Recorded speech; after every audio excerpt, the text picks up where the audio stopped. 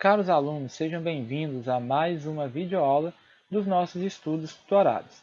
Nós vamos começar nessa aula o estudo do movimento uniforme. E a gente vai começar revisando alguns conceitos que nós vimos lá no início do ano. Então vamos relembrar aí algumas medidas de comprimento, tempo e massa. Então, primeiro aí o comprimento, lembrando que é uma das 7 grandezas fundamentais do SI, o Sistema Internacional de Unidades. Então, como a gente já viu lá atrás, a unidade padrão de comprimento é o metro. Qualquer outra é um múltiplo ou um submúltiplo do metro. Os mais importantes são o quilômetro, onde 1 quilômetro equivale a 1000 metros. Temos também 1 centímetro, que é a centésima parte do metro, 0,01 metro. E o milímetro, que é a milésima parte do metro, 0,01 metro. Ou seja, 1 metro, 1000 milímetros. Ou metro, 1 centímetro, e 1 quilômetro, 1000 metros. Uma outra grandeza fundamental que nós também já vimos é a massa, cuja unidade padrão é o quilograma. Então, dos múltiplos e submúltiplos, aí nós temos 1 quilograma equivale a 1000 gramas, 1 tonelada equivale a 1000 quilogramas, e 1 grama equivalente a 1000 miligramas. E a outra grandeza fundamental que nós também já estudamos é o tempo. Lembrando que a unidade padrão do Sistema Internacional de Unidades é o segundo. E já os múltiplos e submúltiplos não são decimais iguais ao do comprimento e da massa. Então, lembrando aí que 1 minuto tem 60 segundos, 1 hora 60 minutos ou 3.600 segundos e um dia 24 horas.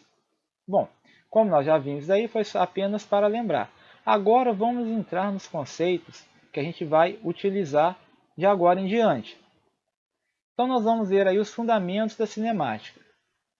Mecânica, que é a parte da física que nós iremos estudar ao longo desse ano letivo. Então mecânica é a área da física que estuda o movimento e as condições de equilíbrio dos corpos. Então a parte da física que estuda o movimento e a condição de equilíbrio dos corpos é a mecânica. E uma das subdivisões da mecânica é a cinemática, que é a área da mecânica que estuda o movimento dos corpos sem se preocupar com a sua causa. A gente vai ver mais para frente que a causa do movimento que acarreta movimento em um corpo é a aplicação de uma força, mas esse é objeto de estudo de outra área da mecânica. Nós agora vamos estudar o movimento sem se preocupar com a causa, ou seja, o que ocasionou esse movimento. Então, alguns pequenos conceitos aí. Repouso, movimento e referencial. Então, olha aí, o que significa dizer que um corpo está em movimento? Em nossas experiências diárias, não vemos dificuldade para responder a essa pergunta.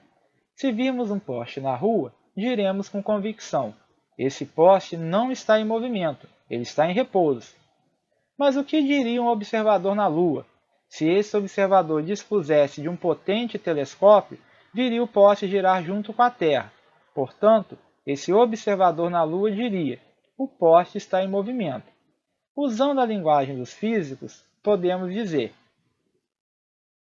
o poste está em repouso em relação à Terra e o poste está em movimento em relação à Lua. Então, ou seja, se a gente olhar o poste na Terra, ele está em repouso. Porém, se você estiver lá na Lua e observar esse mesmo poste, ele vai estar acompanhando o movimento da Terra. Ou seja, se você olhar o poste da Lua, você vai ver o poste em movimento. Então, nós vemos então que os conceitos de repouso e movimento são relativos.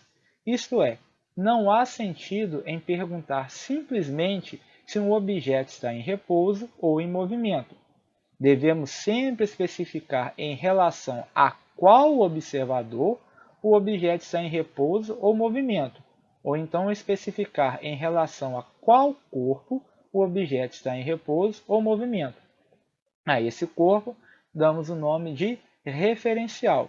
Ou seja, em um referencial, no referencial da Terra, o poste está em repouso. Mas no referencial em relação à Lua, ou seja, considerando a Lua como referencial, o poste está em movimento. Vamos observar essa tirinha aí. Não mandei você se movimentar um pouco hoje? Obviamente, John não está levando em conta a rotação da Terra. Ou seja, em relação à Terra, Garfield está em repouso, porém, em seu pensamento, em relação a qualquer corpo diferente da Terra, ele está em movimento. Se você considerar, por exemplo, um referencial, a Lua como referencial, ele está em movimento. Agora vamos ver o que é ponto material e corpo extenso. Então vamos considerar um trem com 50 metros de comprimento e uma pessoa, ambos atravessando uma ponte de comprimento igual a 50 metros. Olha aí na figurinha. Nós temos a ponte de 100 metros, o pedestre no meio da ponte e um trem de 50 metros de comprimento. O tamanho, ou seja, a dimensão do pedestre é muito pequeno se comparado com o comprimento da ponte. Portanto, na análise do movimento do pedestre, podemos desprezar a sua dimensão e considerá-lo um ponto material atravessando a ponte. Nesse caso, então, o pedestre deverá percorrer 100 metros para efetuar a travessia. Por quê? Considere o tamanho aí do pedestre em relação à ponte. Não importa a altura do pedestre. Ele vai ser simplesmente um pontinho atravessando a ponte. Então, não preciso saber o tamanho do pedestre, se ele é alto, se ele é baixo, se ele é magro, se ele é gordo.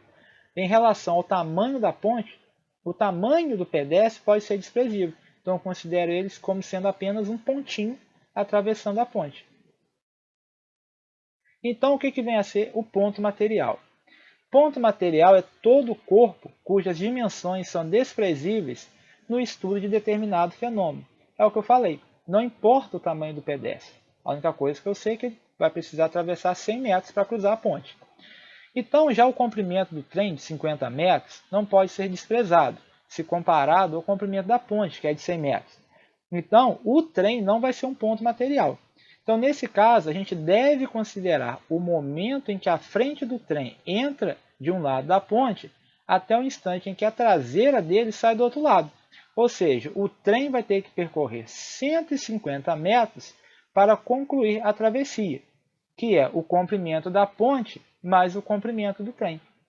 Então, nesse caso, o trem não pode ser considerado um ponto material, e sim um corpo extenso, porque a gente tem que levar em consideração o comprimento do trem, 50 metros, mais o comprimento da ponte, 100 metros. 100 mais 50, 150 metros. Móvel. Em muitos casos, quando a gente não quer especificar qual é o corpo que se encontra em movimento, a gente usa o termo móvel. Então, para considerar um corpo como sendo móvel, é necessário saber, primeiramente, se ele pode se movimentar em relação ao referencial adotado.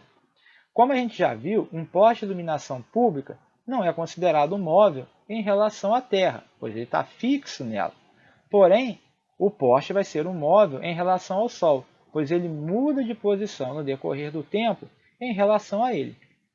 Então, móvel é qualquer corpo que pode mudar de posição no decorrer do tempo em relação a um determinado referencial.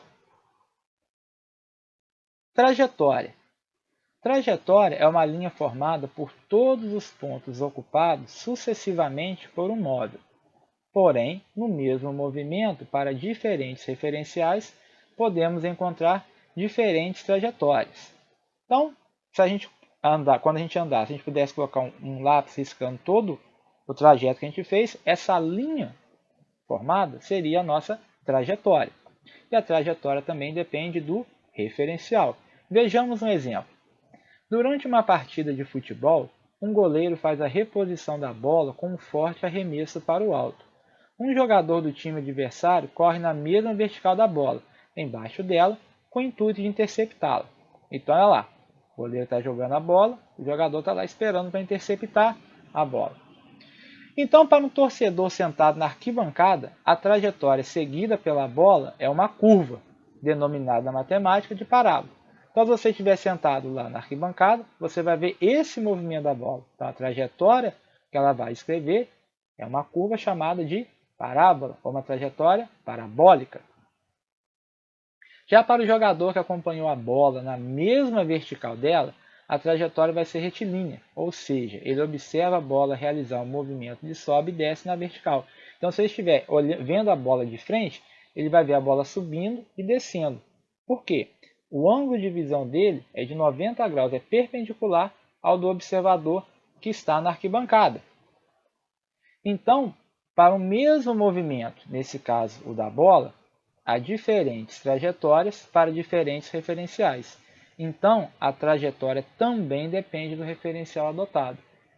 Vai depender também do ponto de vista do observador. Então, para cada observador, você vai ter uma trajetória diferente.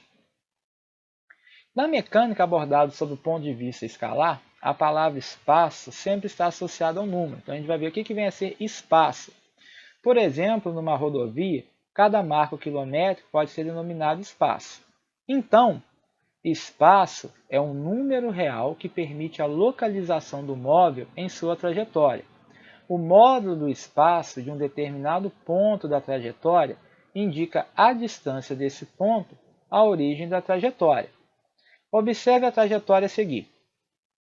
Aí nessa trajetória nós temos a origem, que é o zero. Ela está orientada para a direita, ou seja, entre o zero e a direita os números são positivos e à esquerda são negativos. Então, qual seria o espaço dos pontos A, B, C e D? Vamos ver aí. O espaço do ponto A é menos 4 metros. Por quê? Como a gente viu, a nossa trajetória está orientada para a direita. A unidade de medida aí é o metro. Então, dizer que o ponto A, que o espaço dele é menos 4 metros, quer dizer que ele está a 4 metros atrás da origem, que seria o ponto C.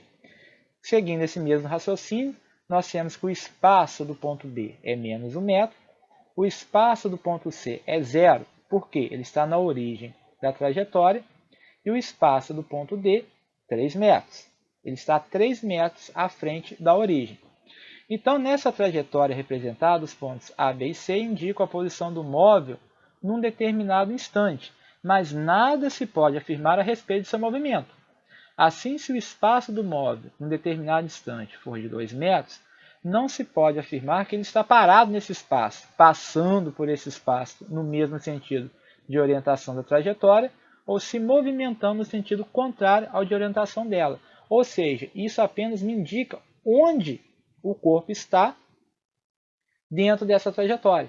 Então, vamos supor, o espaço ponto D, 3 metros. Então, quer dizer que nesse momento ele está no ponto, o espaço dele é 3 metros. Eu não sei se ele está andando para a direita, se ele está andando para a esquerda, se ele está parado. A única informação que o espaço me dá é a localização do móvel em sua trajetória. Agora, o que vem a ser o conceito de deslocamento escalar? O deslocamento escalar, ΔS, mede a variação de espaço efetuada pelo móvel em um determinado instante de tempo, ΔT. Então, olha aí, nós temos aí uma trajetória, S, e temos aí dois espaços, o S1 e o S2. O meu móvel saiu do ponto S1 e foi para o ponto S2. Então, ele fez um deslocamento escalar entre S1 e S2. Então, quem que é o meu deslocamento escalar? O meu ΔS é o espaço final, ou seja, onde ele chegou, o S2, menos o espaço inicial, de onde ele saiu, que é o S1. Então, meu deslocamento escalar ΔS é igual a S2 menos S1. Espaço final menos espaço inicial. Então, observe que o deslocamento escalar é uma grandeza algébrica, que pode ser positiva, negativa ou nula, e não deve ser confundido com distância efetivamente percorrida. A distância que um móvel percorre é diferente do deslocamento escalar, porque o deslocamento escalar precisa de uma trajetória orientada. Então, por exemplo, quando o móvel se desloca a favor da orientação da trajetória, o deslocamento escalar é positivo, ΔS maior que zero. Quando ele se desloca contra a orientação da trajetória, é negativo, ΔS menor que zero. Então, olha aí, no primeiro exemplo, o caminhão está se deslocando a favor da trajetória. Então, o deslocamento escalar dele é positivo. Já embaixo, na figura de baixo, o deslocamento escalar dele é negativo. Por quê? Ele está se movimentando no sentido contrário ao de orientação da trajetória. Então, com base nesse conceito de deslocamento escalar ou distância percorrida, intervalo de tempo, a gente chega aí no conceito de velocidade. Então, velocidade nada mais é do que a taxa de variação da posição de um móvel ao passar do tempo. ou a rapidez com que o movimento é realizado. Então, quanto maior a velocidade de um corpo, maior a rapidez com que esse movimento é realizado. Para quem lembra lá do nono ano, velocidade é a distância percorrida d dividido pelo tempo. Ou também pode ser o deslocamento escalar, ΔS, sobre o intervalo de tempo, ΔT. Então, só lembrar, velocidade, distância percorrida, dividida pelo tempo. Então, quais são as unidades de velocidade? Como nós vimos, velocidade é a distância pelo tempo. Então, d é a distância percorrida, que a gente mede em metros, lá das grandezas fundamentais do SI. Distância percorrida, unidade padrão é o metro. T é o tempo de percurso, como a gente já viu, a gente mede em segundos. Então, logo, a unidade medida de velocidade vai ser o metro por segundo. Né? Então, quer dizer que um corpo tem uma velocidade de 10 metros por segundo, quer dizer que a cada segundo ele percorre 10 metros. As outras unidades aí de velocidade. Geralmente no velocímetro do carro não vem metro por segundo, vem quilômetro por hora. As placas nas rodovias também estão em quilômetros por hora, não metros por segundo. Então como é que a gente faz essa conversão? Então, como a gente viu, a unidade padrão de velocidade é o metro por segundo. Como a gente sabe, um metro é a milésima parte do quilômetro. Então, o metro é 0,001 quilômetro. E um segundo é 1/3600 avos da hora. Tá? Isso é o errado, não é S. É 1/3600 H. Desculpa aí pelo erro. Então, logo, o que a gente tem? Um metro é a milésima parte do quilômetro. E o segundo é 1/3600 avos da hora.